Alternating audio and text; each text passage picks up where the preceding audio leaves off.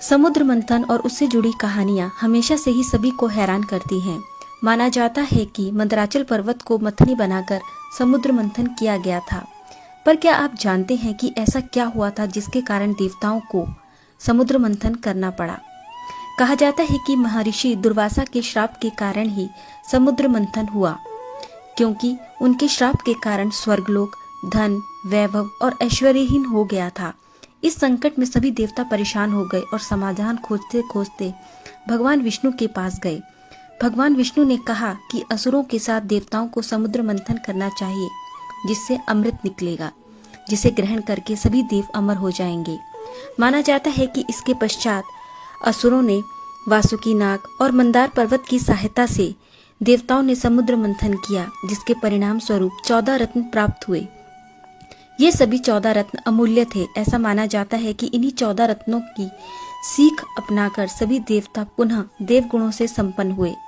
ये 14 रत्न महत्वपूर्ण होने के साथ साथ रहस्यमय भी थे। आइए जानते हैं समुद्र मंथन से कौन कौन से रत्न बाहर निकले। पहला, कालकूट विष रत्न। समुद्र मंथन शुरू होने के 1000 वर्षों के उपरांत सबसे पहले कालकूट विष बाहर निकला, जिसकी ज्वाला से देव, दानव, मनुष्य सभी में हाहाकार मच गया था। सृष्टि जलने लगी थी। तब इस सृष्टि को बचाने के लिए भगवान शिव आगे आए और उन्होंने इसका पान किया और इसे अपने कंठ में धारण किया। विष के प्रभाव से शिव का गला नीला पड़ गया, इसीलिए उनका नाम नीलकंठ भी पड़ा। कालकूट निकलने का एक राज यह भी माना जाता है कि जिस प्रकार मन को मथने पर सबसे पहले बुरे विचार बाहर निकलते हैं, उसी तरह हमें भी अपने बुराइयों को मन के अंदर नहीं उतरने देना चाहिए, बल्कि उनका त्याग करना चाहिए। दूसरा, कामधेनु गाय। हलाहल विष के बाद समुद्र मंथन से कामधेनु गाय बाहर निकली। वह अग्निहोत्र अर्थात यज्ञ की सामग्री उत्पन्न करने वाली थी, इसीलिए ब्रह्मवादी ऋषियों ने उसे ग्रहण कर लिया। कामधेनु का वर्णन पौराणिक कथाओं में एक चमत्कारी गाय के रूप में मिलता है, जिसमें दिव्य शक्तियां थी और इसके दर्शन मात्र से ही लोगों के दुख और पीड़ा दूर हो जाती थी। इस गाय का दूध अमृत के समान माना जाता था। सभी गायों में कामधेनु गाय सर्वश्रेष्ठ मानी जाती है। तीसरा, उच्च श्रवा घोड़ा। समुद्र मंथन के दौरान तीसरे नंबर पर उच्च श्रवा घोड़ा निकला। पौराणिक और हिंदू मान्यताओं के अनुसार इसे देवराज इंद्र को दे दिया गया था। इस घोड़े का रंग श्वेत था। उच्च श्रेवा का पोषण अमृत से ही होता है और इसे घोड़ों का राजा भी कहा जाता है। चौथा, ऐरावत हाथी। समुद्र मंथन के दौरान चौथे नंबर पर ऐरावत हाथी निकला। ऐरावत देवताओं के राजा इंद्र के हाथी का नाम है। समुद्र मंथन से प्राप्त रत्नों के बंटवारे के समय ऐरावत को इंद्र को दे दिया गया था।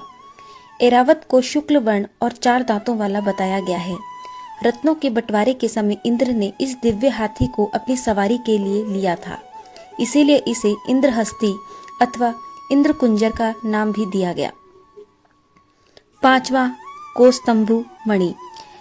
समुद्र मंथन के दौरान 5वें नंबर पर कौस्तंभु मणि प्रकट हुआ, जिसे भगवान विष्णु ने अपने हृदय पर धारण कर लिया। यह मणि बहुत ही चमत्कारी थी। ऐसा माना जाता है कि जहाँ भी यह मणि होती है, वहाँ किसी भी प्रकार की दैवीय आपदा नहीं होती है।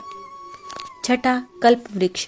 समुद्र मंथन के दौरान 6ठे नंबर पर कल्प वृक्ष प्रकट हुआ। हिंदू मान्यताओं के अनुसार यह वृक्ष सभी इच्छाओं की पूर्ति करने वाला था। देवताओं के द्वारा इसे स्वर्ग में स्थापित कर दिया गया। इस वृक्ष को कल्पतरु के नाम से भी जाना जाता है। सातवां, रंभा नामक अप्सरा। समुद्र मंथन से 7वें नंबर पर रंभा नामक अप्सरा प्रकट हुई। वह सुंदर वस्त्र व आभूषण पहने हुए थी और उसकी चाल मनमोहक थी। वह स्वयं ही देवताओं के पास चली गई। बाद में देवताओं ने रंभा को इंद्र को सौंप दिया और वह उनकी सभा में नृत्यांगना बन गई। आठवां, देवी लक्ष्मी। समुद्र मंथन के दौरान 8वें नंबर पर देवी लक्ष्मी प्रकट हुई।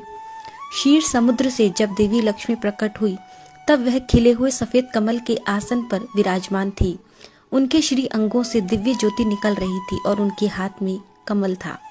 देवी लक्ष्मी को देखकर असुर, देवता, ऋषि आदि सभी चाहते थे कि वे उन्हें मिल जाएं, लेकिन लक्ष्मी ने स्वयं ही भगवान विष्णु का वरण कर लिया। 9वां, वारुणी अर्थात मदिरा। समुद्र मंथन के दौरान 9वें नंबर पर मदिरा वारुणी प्रकट हुई। भगवान विष्णु की आज्ञा से इसे दैत्यों ने ले लिया। यही कारण है कि दैत्य हमेशा मदिरा में डूबे रहते हैं। 10वां चंद्रमा। समुद्र मंथन के दौरान 10वें नंबर पर चंद्रमा प्रकट हुए, जिन्हें भगवान विष्णु ने मस्तक पर धारण कर लिया। 11वां परिजात वृक्ष।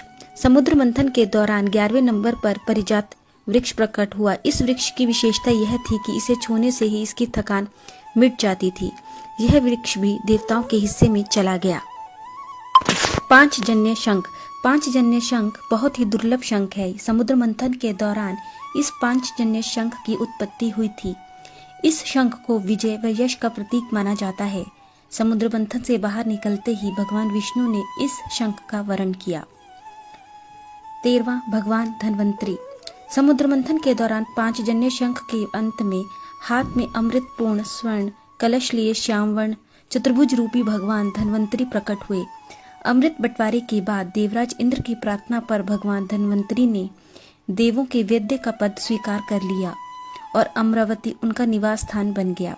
बाद में जब पृथ्वी पर मनुष्य रोगों से अधिक पीड़ित हुआ तो इंद्र के कहने पर वह पृथ्वी पर अवतार लेकर आए और धन्वंतरी में काशी के राजा के दिवोदास के रूप में पृथ्वी पर अवतार लेकर रहने लगी।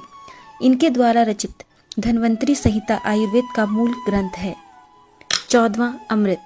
समुद्र मंथन के दौरान प्रकट होने वाला 14वां व अंतिम रत्न अमृत था। अमृत का शाब्दिक अर्थ अमरता है। अमृत को देखकर देव और दानव आपस में लड़ने लगे। तब भगवान विष्णु ने मोहिनी रूप धारण कर छल पूर्वक देवताओं को अमृत पान करवा दिया।